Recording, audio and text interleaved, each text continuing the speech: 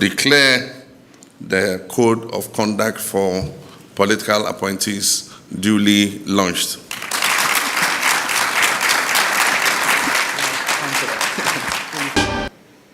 Shall we be seated, please? Good afternoon, distinguished ladies and gentlemen, and friends of the media. Let me welcome you once again to this short program. As part of his broad commitment to the Ghanaian people in the run-up to the 2024 elections, then candidate Mahama committed to doing a number of things within his first 120 days in office. One of them was the launch of a code of conduct to regulate the behavior of his appointees and other government officials. So we are here this afternoon to witness the launching of the code of conduct by the President of the Republic.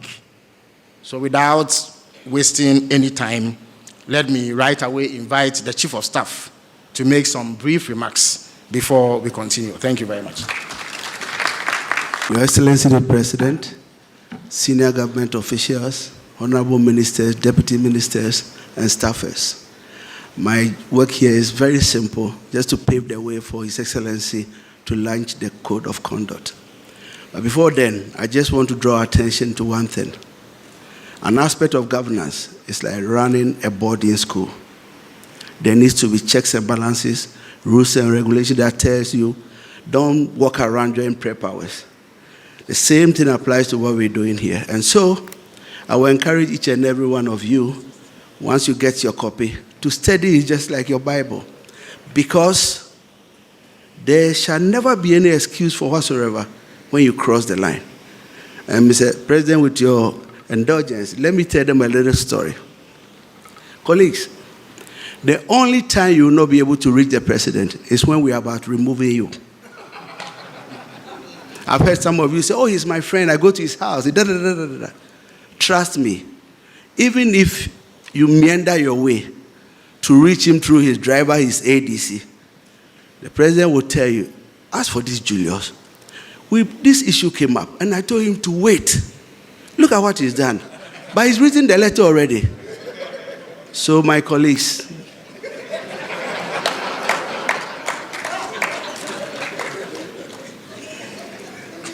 please, I wish we are never going to have that bad experience for removing any one of you. But don't forget that if you play ignorance, it's never an excuse. On that note, I wish you all the best. Do your best. Let's make the president look good in the eyes of Ghanaians. Thank you.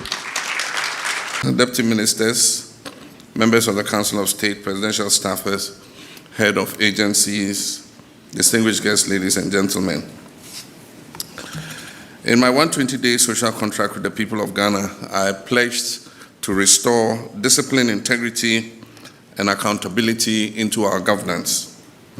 Today, we're taking an important step towards fulfilling that promise with the official launch of the Code of Conduct for Political Appointees. This code represents a bold declaration of the standards we must uphold as servants of the public. It reflects our commitment to build a government that is ethical, responsive, and worthy of the people's trust. Let me be clear. This document is not a ceremonial one. It is a living and enforceable framework that outlines what is expected of every individual appointed under this administration. Though the document often uses the term minister, it applies broadly to deputy ministers as well, to presidential staffers, to chief executive officers and their deputies, to members of the Council of State, to board members, and other political appointees within the executive arm of government. And I include myself. It applies to my vice president, myself, the president, the chief of staff, the executive secretary, all advisors. All of us are bound by this code of conduct. This is a government of shared responsibility, and there will be no sacred cows. Why do we need a code of conduct? Because we must build a new political culture, one that is rooted in transparency, humility, and ethical leadership. Ghanaians deserve leaders who serve with honor and put the public interest ahead of their personal gain. This code is designed to guide our actions and decision-making and to make clear the consequences that will happen when we fall short. Now let me highlight a few key principles and provisions of the code. All political appointees must serve the public with integrity and impartiality, must place the national interest above their personal interest, must avoid misuse of office or state resources, must declare and manage any potential conflict of interest, must eschew opulence, be accountable for every cedi or public money you spend, and be humble in service, measured in language, and respectful to citizens at all times. You are not in office to wield power. You are here to serve the people of Ghana. The second is conflict of interest. Any situation that creates a conflict between your personal interest and your official duties must be avoided or disclosed. This includes holding stakes in companies that deal with government or with your ministries, using insider knowledge for your personal benefit, awarding contracts to entities that are connected to yourself or your close family. If you're a dormant partner in any business engaging with the government, even outside your ministry, you must disclose it in writing to this office. Not through a telephone call, not through a relative. You must submit an official declaration. Failure to do so will result in disciplinary action. Number 3, interest of friends and family. Public perception matters. You must avoid making decisions that benefit your relatives or your close friends. You must not recommend them for contracts or appointments.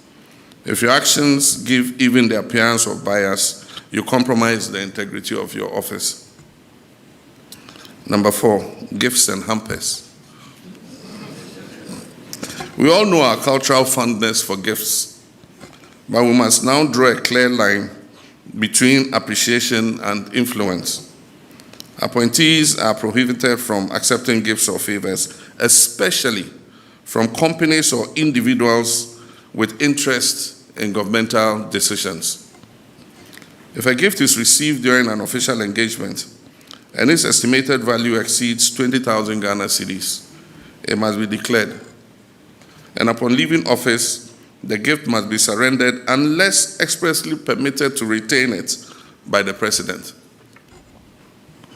As for hampers and gift items, no government funds, including internally generated funds, are to be used to purchase or distribute hampers. The only exception is modest gifts to staff as a reward for excellence or retirement. For government entities that must distribute hampers or gifts as part of their corporate commercial policy, express permission for the budgeted expenditure must be received from the Office of the Chief of Staff. Ministerial travel. All official or unofficial travel outside Ghana must receive, and the word is prior approval, from the Chief of Staff's office. And after each official trip, a report must be submitted on the trip, and any impressed retired within 14 days after your return.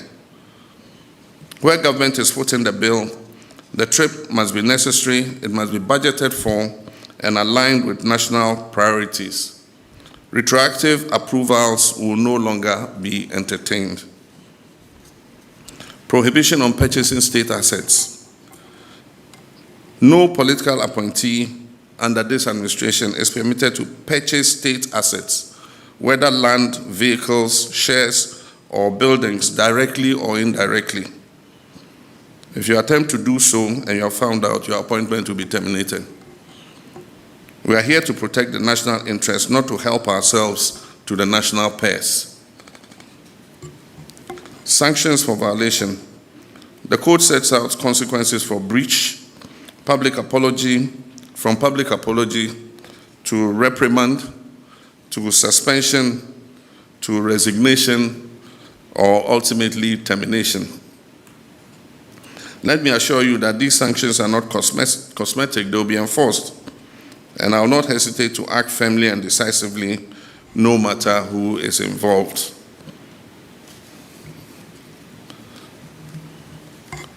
Kindly do not put me in a position where I have to make that drastic choice. Because when it comes to protecting the integrity of this government, I will not compromise. Citizen engagement and reporting. Accountability does not end at the walls of this room and in just one code of conduct. I invite the citizens of Ghana to play a role in monitoring compliance of this code.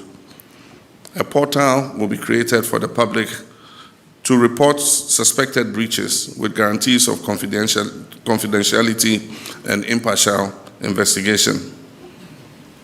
Ladies and gentlemen, what we launched today is more than a code. It is a declaration of intent. It is the foundation of a new ethos in public service, one that values ethics over expediency, duty over indulgence, country over self.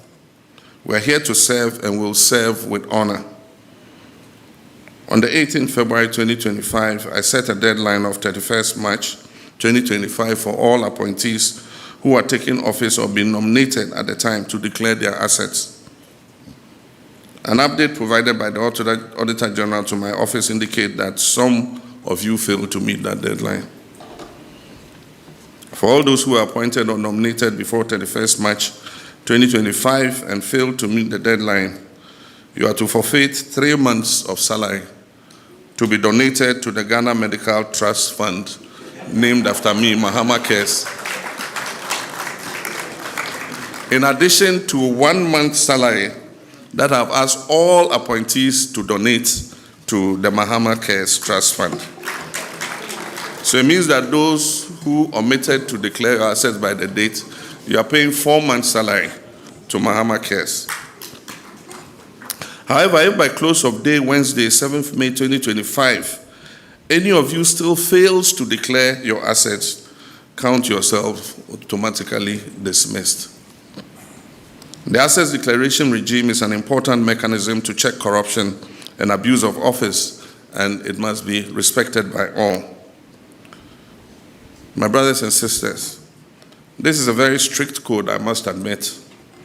But if we abide by this code, it will restore the faith of our people in our democracy. Strict compliance with this code will restore confidence in the political elite and help to consolidate our democracy. And so I expect all of you to do your best to abide by the code. Let us walk this path together with discipline, with humility, and with an unyielding commitment to the people of Ghana. Go ye forth and comply. I thank you, and may God bless us all. To declare the code of conduct for political appointees duly launched.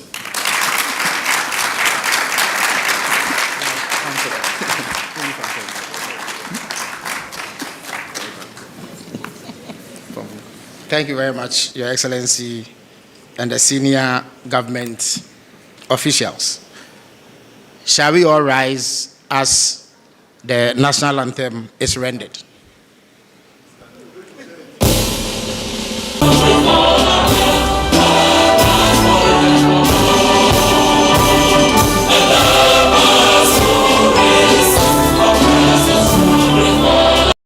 Thanks for watching. Please like, subscribe, and click on the bell for more updates.